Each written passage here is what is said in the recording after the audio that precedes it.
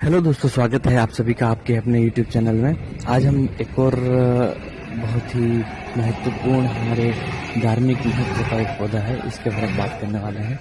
इसका नाम है सफ़ेद आँख, श्वेत मदार, सफ़ेद मदार, सफ़ेद आंकड़ा, कई नामों से इसे जाना जाता है।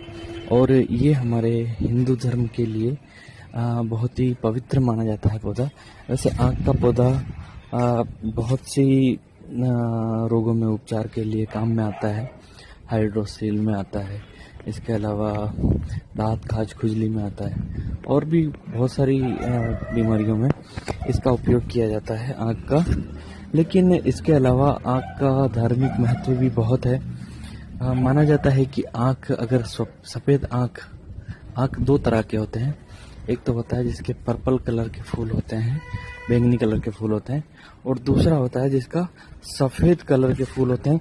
इसे ही सफ़ेद आँख, श्वेत आँख या सफ़ेद मदार के या सफ़ेद आंकड़े के नाम से जाना जाता है।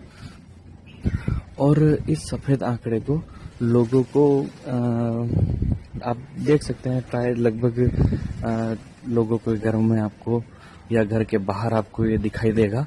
और बहुत ही पवित्र माना जाता है, बहुत ही शुभ पौधा माना जाता है, इसलिए इसे हम अपने घर में स्थान देते हैं।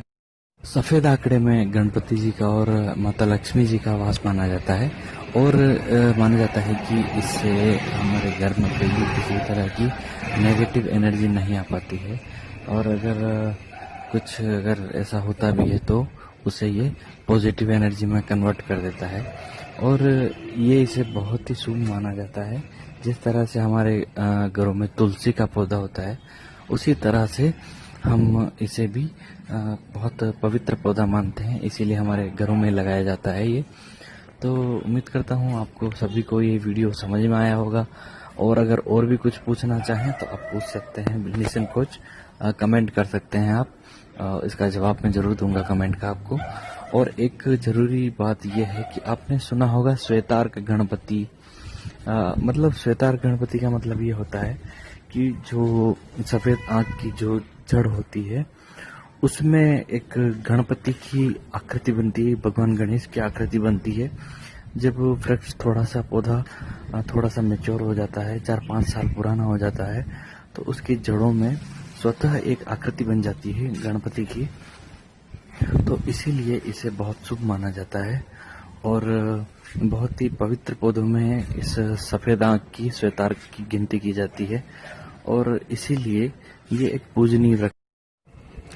इसे गुरु पुष्य नक्षत्र में या रवि पुष्य जो नक्षत्र होता है उसमें, या फिर दिवाली पर इसके जो शुभ मुहूर्त देखा जाता है, गुरु पुष्य या रवि पुष्य या दिवाली का मुहूर्त, उसमें जाके इसके पौधे पे एक दिन पहले जाके इसको निमंत्रण देना पड़ता है। इसकी पंचोपचार से पूजा की जाती है।